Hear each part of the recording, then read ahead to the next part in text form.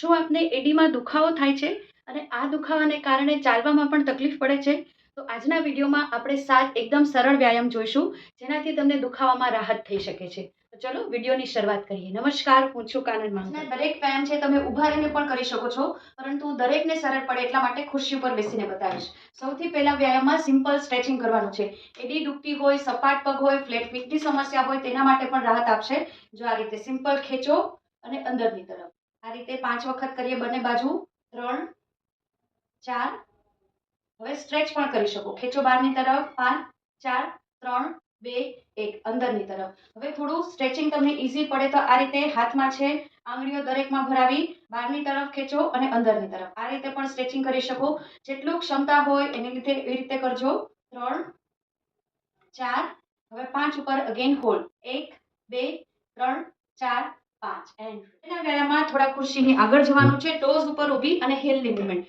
જો પેલા ટોઝ ઉપર ઊભ્યા, એડીને નીચે ટચ. હવે અંદરની તરફ 5 વખત કરીએ. 1 2 3 4. હવે 5 ઉપર બંને બાજુ હોલ્ડ. તમે કામ આંગળીઓ પર કરો છો, ઓટોમેટિક તમારા કાફ તમારા હીલ ઉપર કામ થશે. 5 4 3 2 1. ધીમેથી નીચે, ફરી પાછું એડી અંદરની તરફ. 1 2 3 4 5 એન્ડ રિલેક્સ. હવેના વ્યાયામમાં છે તમારે સપોર્ટ લેવાનો છે ખુરશી અથવા દિવાલનો અને એડી ઉપર ઉભવાનું છે અને ટોઝ ઉપર. પણ અગેન સપોર્ટ વગર નહીં કરતા. જો ધીરેથી ટોઝ ઉપર કામ કરશો, તમારા પિંડી ઉપર કામ થશે અને ધીરેથી તમારે એડી ઉપર ઉભવાનું છે. સિવિયર પેઇન હોય તો નથી કરવાનું અથવા તો ધીમે ધીમે કરવાનું છે. 5 વખત કરીએ. તમારે વધારે વખત કરી શકો. 3 એકદમ ધીમે ધીમે. 4 જેટલા ઉપર ઉઠશો એટલું તમને સ્ટ્રેચિંગ આવશે. લાસ્ટ પર આપણે હોલ્ડ કરીએ બંને બાજુ 5-5 સેકન્ડ. ધીમેથી ટોઝ ઉપર. 1 2 3 4 5. એડી ઉપર ઉભીએ. 1 2 3 4 5 એન્ડ સિમ્પલ પણ એકદમ ઇફેક્ટિવ એન્કલ રોટેશન. મેળે મેળે ન થઈ શકે તો પગનો પંજો પકડવાનો અને ધીમે ધીમે ગોળ ગોળ ફેરવાનું. 5 વખત ક્લોક. 1 2 3 4 5. ઊંધું ફેરવીએ. 1 2 3 4 5. બીજા પગ સાથે એ જ રીતે શ્વાસ સાથે શ્વાસ ભરતા રહ્યો, છોડતા રહ્યો. 3 4 5. રિવર્સ. 1 2 3 4 5 and relax. હવેના વ્યાયામમાં તમને કોઈ ટુવાલ અથવા નેપકિનની જરૂર પડશે. મારી પાસે અત્યારે નેપકિન છે. આવી રીતે નીચે પાથરી દેવાનું છે. ઊભા ઊભા અથવા ખુરશી ઉપર કરી શકો. પંજામાં આવી રીતે ઊભો રાખી આંગળી અને અંગૂઠાની મદદથી નેપકિનને તમારી બાજુ લેતું જવાનું છે. કરશો એટલે ઓટોમેટિક ખ્યાલ આવશે ક્યાં સ્ટ્રેચિંગ આવે છે. જો ઠેઠ સુધી તમારે આ રીતે હવે હોલ્ડ પણ કરી શકો. 5 4 3 2 1. મેં અત્યારે એક પગમાં દેખાડ્યું, તમે બંને પગમાં તમારી ક્ષમતા મુજબ છે કરી શકો. હવેના વ્યાયામમાં કોઈ પણ તમારે દડા અથવા તો ફ્રીઝરમાં રાખેલી બોટલની જરૂર પડશે. મારી પાસે અત્યારે બોટલ છે. તમારે એડી છે એની ઉપર આ રોલ કરવાની છે. જો આ રીતે પંજો છે એ તમારે બોટલ પર રાખવાનો. આ પણ તમે ઊભા ઊભા કરી શકો અને ફટાફટ ને એકદમ આરામથી ઠેઠ સુધી લઈ જવાનું. એકદમ આરામથી. તમે કોઈ પણ વસ્તુ વાત કરો છો, ટીવી જોવો છો, એકદમ રેસ્ટ કરો છો તો પણ આ વ્યાયામ છે આરામથી કરી શકો.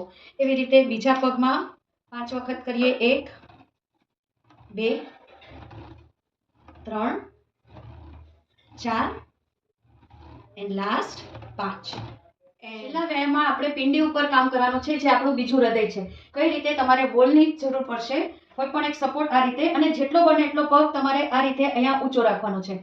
પાછળનો પગ છે એડી પણ તમે ઊંચી કરી શકો. હવે દિવાલ છે, સામે બારણું છે, તમારે નજીક જવાનું છે. આ વ્યાયામ છે કરશો એટલે ખ્યાલ આવશે તમને પિંડીના ભાગમાં સ્ટ્રેચિંગ આવશે. જે લોકોને પગમાં દુખાવો હોય, પિંડીમાં દુખાવો હોય, આપણે 3 વખત કરીએ અને હવે લાસ્ટ પર હોલ્ડ કરીએ. જો આગળ આવો ધીમે ધીમે અને 10 સેકન્ડ હોલ્ડ. 1 2 3 4 5 6 7 8 9 10. એવી જ રીતે બીજી બાજુ પગને જેટલો બને એટલો ઊંચો રાખવાનો. પાછળનો પગ થોડો ઊંચો. 1 એકદમ ધીમે ધીમે. 2. હવે લાસ્ટ પર હોલ્ડ કરીએ. જે લોકોને પગનો દુખાવો હોય તે રેગ્યુલર કરે. 10 9 8 7 6 5 4 3 2. મિત્રો તમને આ વ્યાયામ તો દુખાવામાં રાહત આપશે, પરંતુ દુખાવો તમને અસહ્ય હોય, એડીમાં સોજો રહેતો હોય તો વ્યાયામની સાથે એક વખત ડોક્ટરની સલાહ લેવાની અને એ પ્રમાણે ટ્રીટમેન્ટ છે આગળ વધારવાની. એડીમાં દુખાવો થાય છે એટલે આખી જિંદગી સહન કરવું પડે એવું નથી, પરંતુ જો તમે યોગ્ય ફૂટવેર, નિયંત્રિત વજન અને સ્વસ્થ જીવનશૈલી અપનાવશો તો ઘણા લોકોને ફાયદો મળી શકે છે. આશા રાખું છું આ વિડીયો આપને પસંદ પડ્યો હશે. ફરી મળીએ નવા જ કોઈ વિષય સાથે. ત્યાં સુધી રજા લઉં. નમસ્કાર.